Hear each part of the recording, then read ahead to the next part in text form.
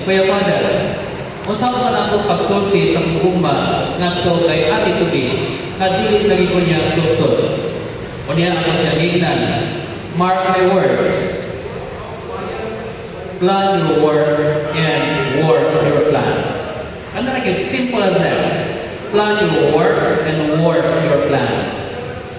Kuya Father, kung sa parang plano, na I have to plan my work and have to work my plan. Una,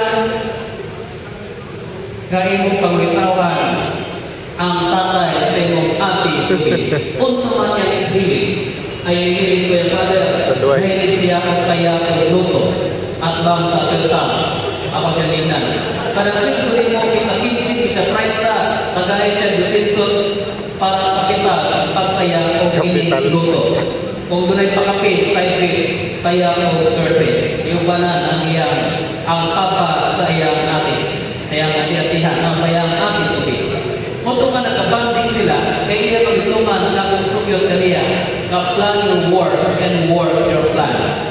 Sa duwag ka JA, mga kuya, mga ate, kuma sa duwag ka JA, imbis kaya sa ipaido pag-beer na beer percent, iyang ipaido o 24 ka beer percent na merang duha.